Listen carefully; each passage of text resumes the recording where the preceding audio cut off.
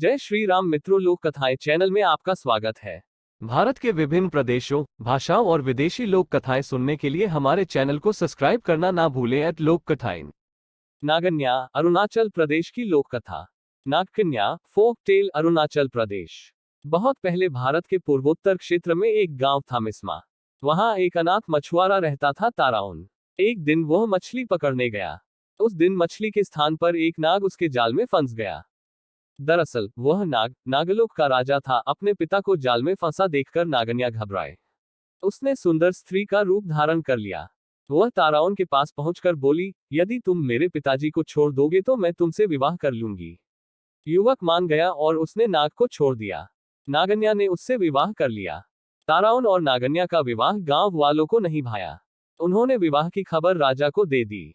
राजा ने ताराउन को बुलाकर कहा, तुमने हमारी परंपराओं को तोड़ा है, तुम्हें दंड मिलेगा। कल सुबह तुम्हारे और मेरे मुर्गे में लड़ाई होगी, जो हारेगा उसे गांव छोड़कर जाना होगा। युवक डर गया। उसने घर आकर सारी बातें पत्नी को बताई।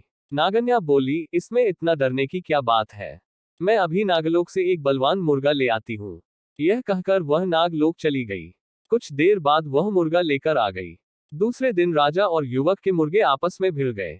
नागलोक का मुर्गा अधिक बलवान था, इसलिए राजा का मुर्गा हार गया, परंतु वह बोला, ताराउन, इससे फैसला नहीं हो पाया है। अतः कल सुबह जो टोकरी नदी को उल्टी दिशा में बहा देगा वही विजयी होगा। ताराउन के लिए लोहित नदी के बहाव को उल्टी दिशा में मोड़ना असंभव था। उसने यह बात नागन्या को बताई। उसने पति को ढांढस बंधाया, डरो नहीं, मेरे पिताजी तुम्हारी मदद करेंगे। वह अपने पिताजी के पास गई। नागन्या ने अपने पति की परेशानी बताई। पिता ने उसे सुंदर टोकरी दी।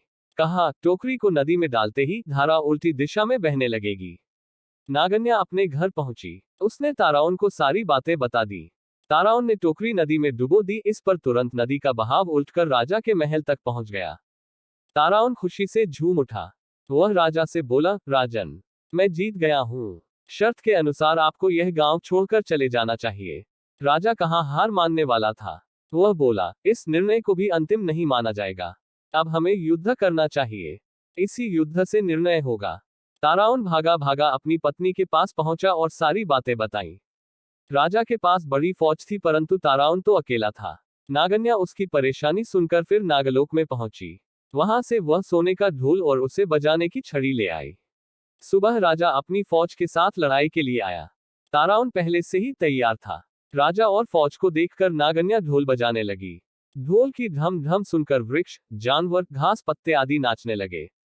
राजा और सैनिक भी हथियार फेंककर झूमने लगे। अब ताराउन और उसकी पत्नी नागन्या गांव के राजा रानी बन गए।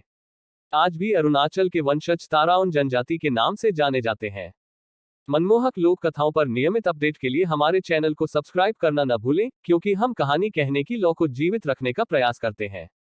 हमारे किसी भी आगामी एपिसोड को देखना न भूलें, जहां हम भारतीय लोक कथाओं के खजाने से अधिक छिपे हुए रत्नों को उजागर करेंगे। हमसे जुड़े और इस अविश्वसनीय साहसिक कार्य का हिस्सा बने, क्योंकि हम आपको लोक कथा इतिहास, लोक कथाओं का अनावरण की मनोरम दुनिया में जाने के लिए आमंत्रित करते हैं। मंत्रमुग्ध और प्रेरित होने के लिए तैयार रहें।